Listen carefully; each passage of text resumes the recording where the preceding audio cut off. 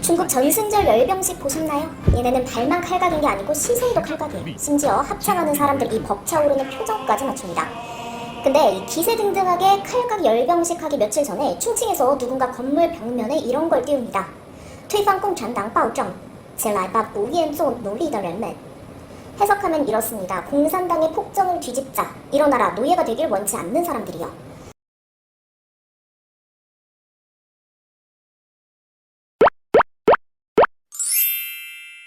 자, 이 글이 얼마나 공산당 신경을 긁는 거냐면요.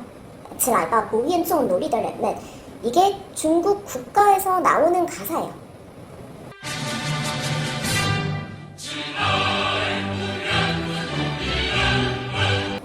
이 중국 국가 가사를 그대로 따와서 공산당 치하의 사람들을 노예로 빗댄 겁니다.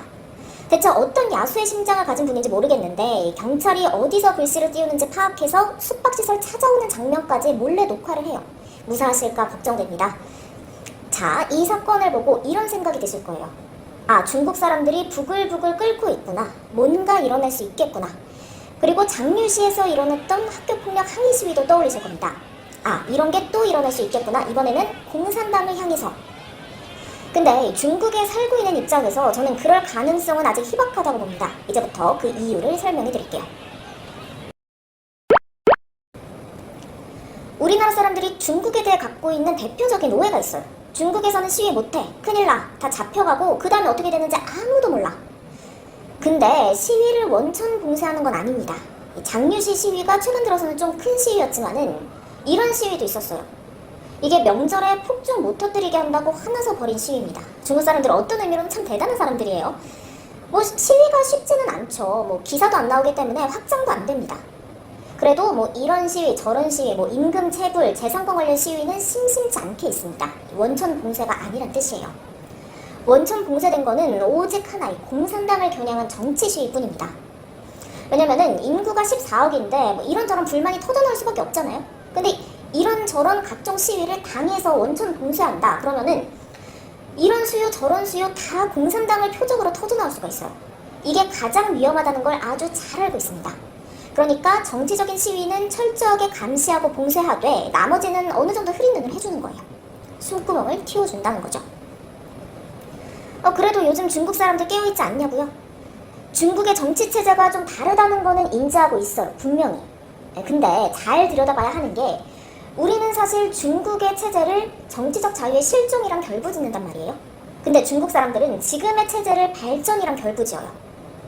동북아 3국 중에 유일하게 중국만 지금 국가의 최전성기를 향해 달려가고 있습니다. 한국도 일본도 성장 시기는 다 지났는데 오로지 중국만 지금 못 살던 나라에서 미국이랑 맞서는 대국으로 성장하고 있단 말이에요. 그래서 나이든 세대들은 국가 덕에 내가 잘 살게 됐다고 생각하고 젊은 사람들은 강대국이 된 조국에 대해서 자부심을 느낍니다. 그리고 생각합니다. 자유? 제한적일 수 있지. 그렇지만 이렇게 조금씩 포기하기 때문에 분열되지 않고 강력한 통일 조국이 가능한 거고 나라가 빠르게 강해질 수 있는 거야. 이렇게요. 그리고 무슨 일이 생기면은 나름의 방법으로 목소리를 내겠죠. 뭐 당을 겨냥한 정치 시위는 못하겠지만. 자, 이제 다시 이 화면을 볼게요.